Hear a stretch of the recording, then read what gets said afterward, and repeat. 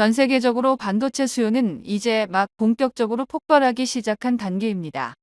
AI와 데이터 센터, 전기차 스마트 디바이스 등에서 요구하는 반도체 물량이 일본의 상상을 훌쩍 뛰어넘는 수준으로 커졌습니다. 그 여파로 2025년 사상 최초로 한국의 연간 수출액이 일본을 앞질렀는데요.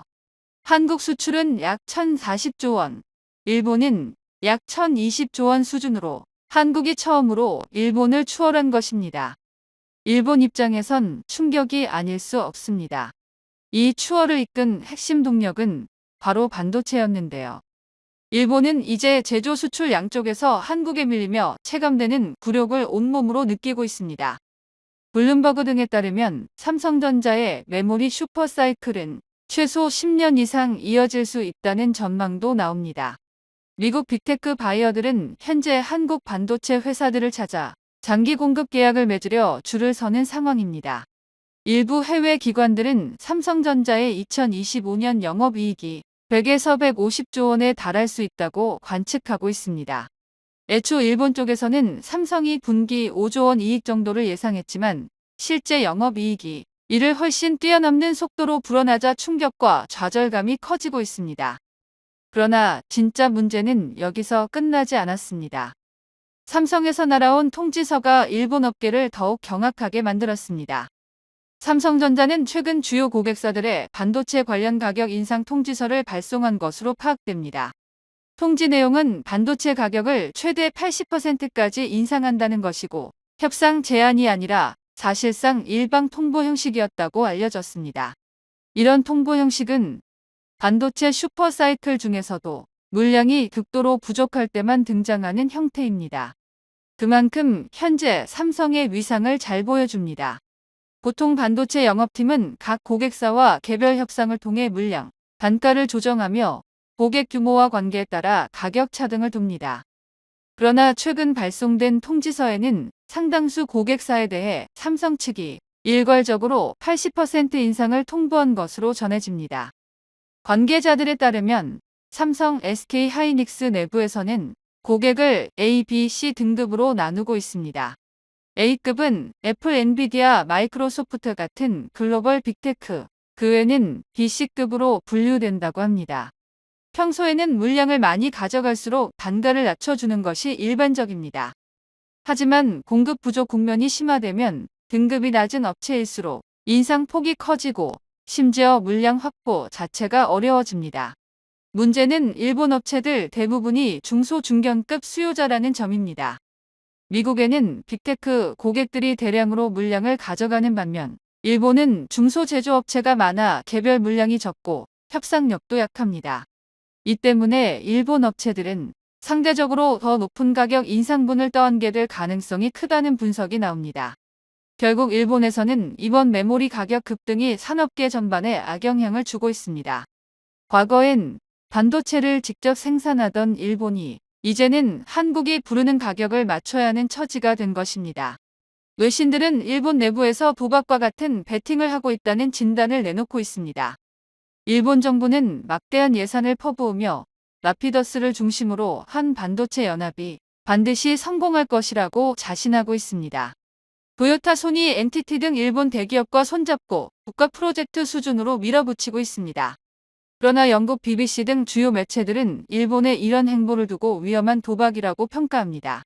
일본은 삼성 TSMC만이 성공한 이나노급 첨단 공정 양산에 과도한 자신감을 보이고 있다는 것입니다.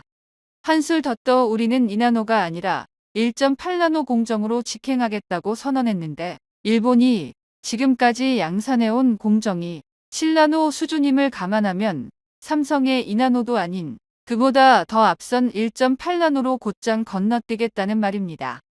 하지만 반도체 전문가들은 이를 두고 근거 없는 자신감이라며 고개를 젓고 있습니다. TSMC가 이나노에서 높은 수율을 내기까지 쏟아부은 투자와 연구 인력을 고려하면 일본이 현재 투입한 자금 인력 규모로는 도저히 같은 수준을 따라갈 수 없다는 것입니다. 지금까지 라피더스에 들어간 돈은 약 5조엔, 한화 약 50조 원에도 못 미친다는 분석이 나옵니다. 미국 CSIS는 일본은 TSMC로부터 이나노 기술을 이전받을 수 있을 것이라 기대했지만 TSMC는 일본 구마모토 공장에서 7나노급 생산만 담당하고 연구 성과는 모두 대만 본사로 가져가고 있다고 지적했습니다. 일본은 TSMC에 약 4조 원을 지원했지만 TSMC는 핵심 기술을 일본에 넘겨줄 생각이 없습니다. 외신 분석에 따르면 일본 정부가 최근 5년간 반도체 업계에 지원한 금액은 약 40조 원 규모로 추정됩니다. 이는 미국 바이든 행정부가 칩스법을 통해 책정한 지원금보다도 큰 수준입니다. 그런데 2달 전 일본 정부는 여기에 80조 원을 추가 투입하기로 결정했습니다. 총 120조 원에 가까운 자금을 반도체 산업에 베팅한 셈입니다. 라피더스의 고이케 CEO는 우리의 강점은 속도라며 맞춤형 반도체 생산에서 삼성보다 3에서 4배 빠르다고 주장하기도 했습니다. 하지만 업계는 대한민국 반도체 생산 속도를 이기겠다는 발상 자체가 무리라고 보고 있습니다. 일본 정부는 미국과 비슷하거나 그 이상의 글로벌 영향력을 꿈꾸지만 현실적으로는 매우 어렵다는 전망이 지배적입니다. 그럼에도 일본 정부는 계속 자금을 추가로 투입하며 물러설 기미를 보이지 않고 있습니다. 이 상태에서조차 한국 대만에 밀린다면 더 많은 세금을 붓게 될 것이고 정치적 책임 문제로 번질 여지도 큽니다. 앞으로 10년간 한국 메모리 반도체 슈퍼사이클이 이어질 가능성이 크다는 전망이 나오는 가운데 과연 일본이 한국을 따라잡을 수 있을지 아니면 막대한 혈세를 허공에 날리게 될지 관심이 쏠립니다. 콧대 높은 유럽에서 이제 한국에게 두 손 두 발 다 들고 항복을 외치고 있습니다. 심지어 트럼프 역시 관세로 한국을 상대로 기세를 잡으려 했으나 하루 만에 꼬리를 내리고 말았는데요. 우선 미 트럼프 대통령이 유럽과 사실상 각을 세우는 행보를 보이면서 그 강도는 예상을 훌쩍 뛰어넘고 있습니다. 트럼프 재등장 이후 국제 정세는 극도로 혼란스러운 상태입니다. 미국과 거의 한 몸처럼 움직이며 군사적 보호를 받아오던 유럽은 너무 빠른 변화에 당황하고 있습니다. 트럼프 대통령은 더 이상 눈치를 볼 필요가 없다는 듯 자기가 하고 싶은 대로 움직이는 모양새입니다. 일기 때는 재선을 한 번 더 노려야 했기에 어느 정도 몸을 사리는 기색이라도 있었지만 현재는 유럽과 등을 지고 러시아를 두둔하며 중국과는 경제협력을 추진하고 있습니다. 트럼프는 미국인들조차 대량 해고를 겪는 판에 다른 나라에 흘러가던 돈부터 당장 회수하고 있습니다. 심지어 아프리카 원조도 끊고 해외에 배치된 미군 자산을 대거 철수시키려 하고 있습니다. 이런 제멋대로인 트럼프를 지켜보는 유럽에선 미군 철수는 기정사실이라는 인식이 퍼지고 있습니다. 문제는 유럽이 한국처럼 전면전 대비가 되어 있는 나라와는 전혀 다른 수준이라는 점입니다. 한국의 즉시 전쟁 투입 가능한 가용 전력과 비교하면 유럽과의 격차는 무려 10년 이상이라는 평가까지 나옵니다. 영국 이코노미스트지는 미군이 없는 상태에서 유럽이 자력 방위를 할 수 있으려면 약 10년은 걸릴 것이라고 경고했습니다. 또 영국 프랑스가 주도하는 우크라이나 종전 후 평화유지군 규모로 약 4만 명이 거론되고 있는데 이는 러시아와 직접 맞붙는 동부 전선이 아니라 우크라이나 도시, 항구 원자력 발전소 등 주요 국가 기반 시설에 배치될 병력입니다. 그러다 보니 이제 와서야 한국에 다시 문을 두드리며 다양한 형태의 협력을 타진하는 모습입니다. 그럼에도 일부 유럽 국가는 여전히 한국을 손쉬운 봉으로 보는 태도를 버리지 못했다는 비판도 나옵니다. 최근 유로 사토리 방산 전시회에서 노르웨이 등 일부 국가만이 천무에 진지한 관심을 보였고 다른 국가는 기술 이전을 전제로만 거래를 논의하려 했습니다. 폴란드조차도 K2 전차의 전량을 폴란드에서 생산해 이를 비싸게 유럽 각국에 되팔 수 없을까 하는 계산을 하는 모습이 포착됐습니다. 이 때문에 아직도 정신을 못 차렸다는 말이 나옵니다. 도널드 트럼프 미국 대통령이 자신의 소셜 미디어에 올린 단 몇 줄의 글이 한반도를 통째로 뒤흔들었습니다. 상호 간에 맺었던 무역협정을 단 한순간에 난폭하게 찢어버리고 자동차를 포함한 거의 모든 한국산 제품에 다시 25%의 관세를 부과하겠다고 선언했는데요. 특히 대한민국처럼 수출로 먹고 사는 나라에게 25% 관세는 사실상의 수출 금지령이나 다름없는 사건입니다. 대외경제정책연구원의 정밀 분석 결과는 그야말로 처참했습니다. 당초 예상되었던 10%의 보편 관세만으로도 우리나라는 약 152억 달러, 하나로 무려 20조 원에 달하는 직접적인 수출 손실을 볼 것으로 예측됐습니다. 그런데 트럼프가 들고 나온 카드는 그보다 2배 이상 높은 25%였습니다. 이는 경고 사격을 넘어 실질적인 처단을 하겠다는 의도인 것인데요. 특히 우리 수출의 대들보인 자동차 산업은 말 그대로 괴멸적인 타격을 입게 됩니다. 심층 보고서에 따르면 관세율이 15% 수준으로만 유지되어도 현대자동차와 기아는 연간 약 5조 원이라는 천문학적인 수익 감소를 감내해야 합니다. 여기서 10%가 더 얹혀 25%가 확정된다면 미국 시장에서 한국차의 가격 경쟁력은 한순간에 사라지게 됩니다. 미국 소비자들이 굳이 비싼 돈을 주고 한국차를 선택할 이유가 없어지는 것이고, 이는 곧 현대차와 기아의 미국 시장 퇴출로 이어질 수도 있는 절체절명의 위기입니다. 트럼프의 이번 폭주는 결코 즉흥적인 감정의 결과가 아닙니다. 그 이면에는 아메리카 퍼스트라는 이름 아래 치밀하면서도 사악한 전략이 숨어 있었습니다. 트럼프는 자신의 통상 철학인 상호주의를 내세우며 미국의 무역 적자를 국가 안보 위협으로 규정했습니다. 그리고 이를 해결하기 위해 의회의 승인조차 필요 없는 강력한 법적 무기, 바로 국제비상경제권법을 꺼내 들었습니다. 대통령의 권한으로 국가 비상사태를 선포하고 한국을 비롯한 동맹국들의 경제를 상대로 경제적 몽둥이질을 시작한 것입니다. 트럼프의 진짜 목적은 관세를 통해 돈을 벌자는 것이 아니었습니다. 그의 발언 속에는 그 추악한 본심이 고스란히 드러나 있습니다. 한국 기업들이 미국에서 제품을 만들기로 결정하면 관세는 없을 것이다. 이 말은 한국의 최첨단 공장들과 기술력을 통째로 미국 땅으로 옮기라는 강력한 협박입니다. 한국의 일자리를 빼앗아 미국인들에게 나눠주고 한국의 제조 경쟁력을 미국 발밑에 두겠다는 온쇼어링 강요인 것입니다. 25% 관세라는 거대한 바위로 우리를 짓누르면서 그 압박을 견디지 못해 우리가 스스로 항복 선언을 하기를 기다린 것이었습니다.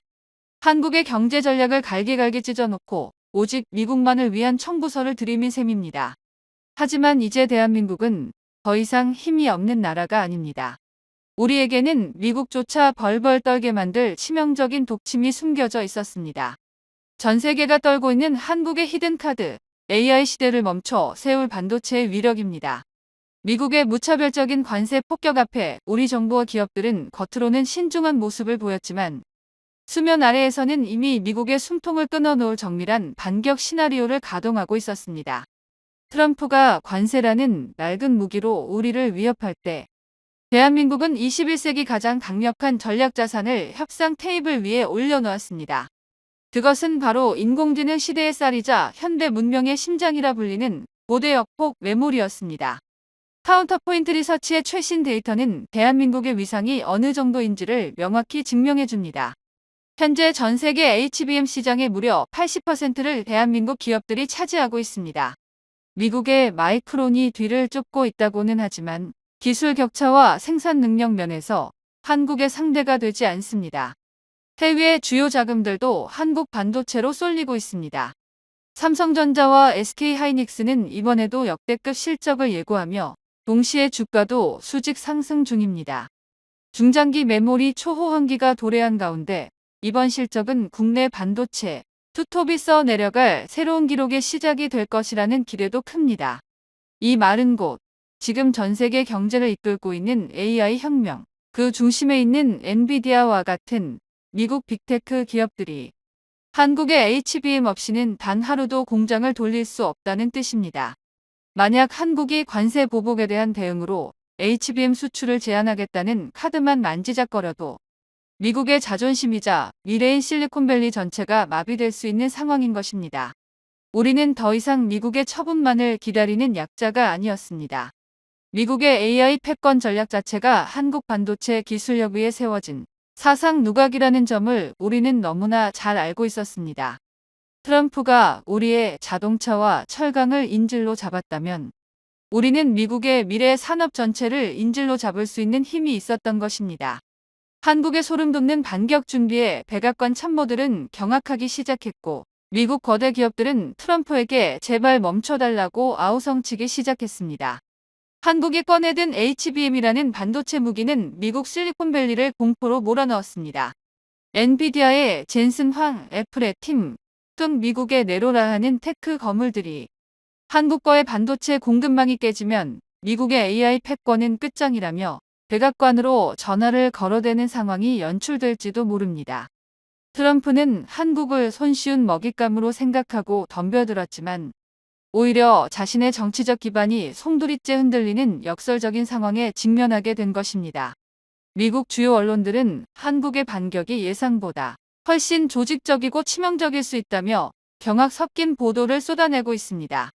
이제 칼자루를 쥔 것은 더 이상 미국이 아니라 첨단 기술과 전략적 요충지를 틀어진 대한민국입니다. 상황이 이상하게 흘러가자 트럼프 대통령이 또다시 말을 번복했는데요. 자신이 전날 밝힌 한국산 제품 관세 인상 방침과 관련해 한국과 함께 해결책을 마련할 것이라고 물러선 것입니다. 이제 이런 관세 전쟁은 단발성 사건이 아니라 지속적으로 한국을 위협할 것입니다. 이는 앞으로 우리가 맞이할 거대한 경제 냉전의 서막일 뿐입니다. 트럼프가 보여준 난폭한 통상 정책은 단순히 한 개인의 돌발 행동이 아닙니다. 미국이라는 국가가 자국의 이익을 위해서라면 동맹국 등 뒤에도 칼을 꽂을 수 있다는 사실을 만천하에 공표한 사건입니다. 이제 우리는 더 이상 미국의 보호무역주의 그늘 아래에서 안주할 수 없게 되었습니다. 이번 사태를 통해 우리는 대한민국이 가진 진짜 힘이 무엇인지 확인했습니다. 그것은 미국 대통령조차 함부로 할 수 없는 압도적인 기술적 초격차였습니다. 미국 트럼프가 한국산 전투기에 대해 기술 및 안전 문제를 이유로 미국제 무장 통합을 거절한 사건이 발생했습니다. 겉으로 보면 통제 조치처럼 보이지만 실제로는 트럼프가 스스로에게 자물쇠를 채운 결정이었다는 평가가 나오고 있는데요. 그 자물쇠가 가둔 것은 한국이 아니라 결국 미국 자신이었습니다. KF-21과 GBU-39, SDB 스몰 다이아미터 밤 통합 거절 사안은 단순한 승인 여부를 넘어 방산 시장에서 누가 주도권을 잃고 누가 얻는지를 숫자로 보여주는 사건으로 알려졌습니다. 미국이 거절한 무장은 GBU-39 SDB인데 무게 약 130kg, 사거리 110km의 원형 공산 오차 약 8m 수준으로 알려진 소형 정밀 유도 폭탄입니다. 공군 조달 기준 발당 가격은 약 $40,000 수준이었고 최근 물가와 개량 비용을 반영하면 한 발당 약 5천만 원 안팎으로 평가됩니다. 이 무장의 핵심 가치는 단순 성능이 아니라 구조입니다. F-15의 기준 최대 28발, F-35 내부 무장 기준 8발까지 운용 가능한 다량 탑재 구조 덕분에 전투기 한 대가 한 번에 여러 목표를 처리하는 계산이 성립합니다. 그런데 이 구조가 KF-21에 탑재되는 순간 상황은 바뀌는데요. KF-21은 기체 크기와 하드포인트 구성상 SDB급 무장을 8발 이상 외부 장착할 수 있는 설계 여유를 갖고 있습니다. 해외 군사 전문 매체들은 이 조합이 실현될 경우 KF-21이 단순한 4.5세대 전투기가 아니라 F-16V 시장을 정면으로 잠식할 수 있는 가성비, 타격 플랫폼으로 변신한다고 평가해왔습니다. 미국 트럼프가 통합 승인을 내주지 않은 이유는 바로 여기에 있는데요. 표면상의 명분은 기술 및 안전 문제였지만 실제 쟁점은 시장의 중첩 문제였습니다. 미국은 무장을 통제하면 시장을 지킬 수 있다고 판단했는데요. 그러나 여기서 계산이 어긋났습니다. 한국이 승인 거절 이후 기다리지 않았기 때문입니다. LIG넥스1이 자체 예산으로 소형 정밀 유도 무기 개발을 공식화하면서 판이 완전히 뒤집혔습니다. 그 무기가 바로 LMSM급 체계입니다. 공개된 수치를 기준으로 이 무기는 무게 약 113kg으로 KF-21 한 대에 8발 이상 탑재 가능한 구조로 설계되어 있습니다. 미국 SDB보다 약 15% 가벼운데 무게가 중요한 게 가벼워진 만큼 항속거리와 기동 여유가 늘어나고 무장 탑재 조합에서도 이점이 생깁니다. 더 중요한 차이는 운용 개념인데요. 미국 SDB 계열은 사실상 단일 탄두 기반의 표준 폭탄입니다. 반면 한국의 MSM 계열은 임무에 따라 관통형, 파편형, 전자전 대응형 등 탄두 교체 개념을 전제로 설계됐습니다. 즉, 무기 하나로 여러 임무를 커버하는 구조입니다. 해외 방산업계가 이 차이를 민감하게 보는 이유는 물류와 비용 때문입니다.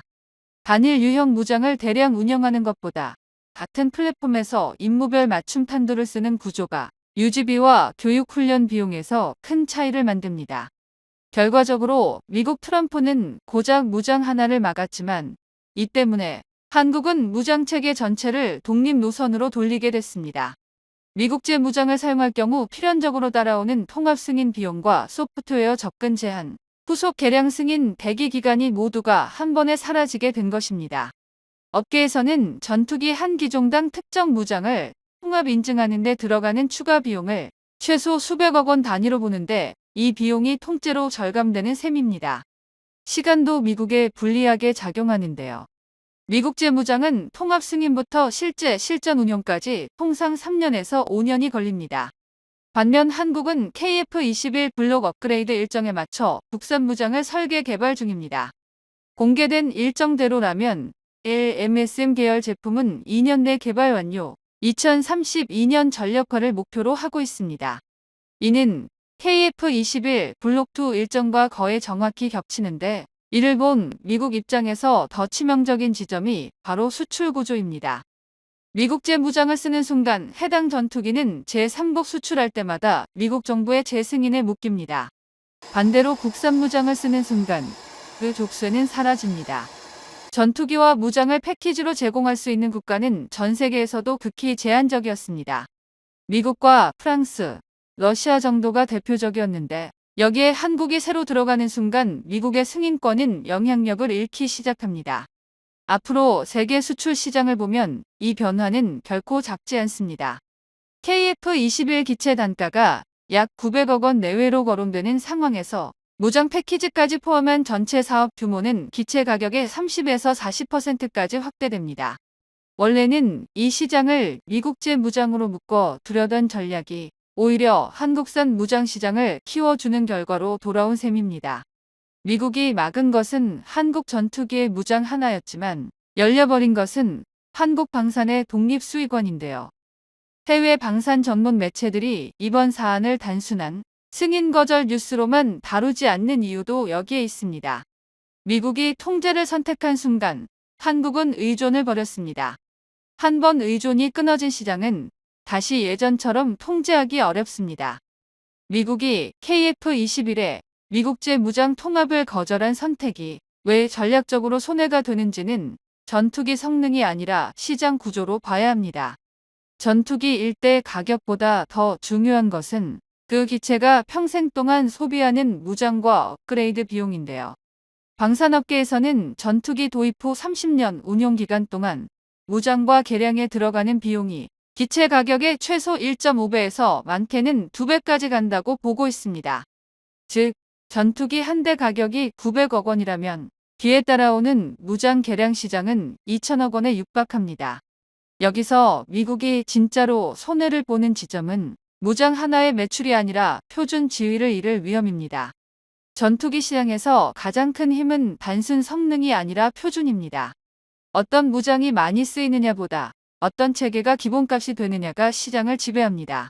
미국은 지난 30년 동안 전투기 무장 표준을 장악함으로써 동맹국 공군의 교리와 훈련, 작전 개념까지 묶어왔습니다. 그런데 KF-21을 계기로 이 구조에 균열이 생기기 시작했습니다.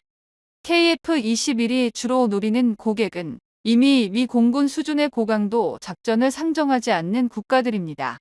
이 국가들은 고가의 미국제 무장 풀세트를 필요로 하지 않습니다. 대신 유지비와 공급 안정성, 전시 조달 가능성을 더 중요하게 보는데요.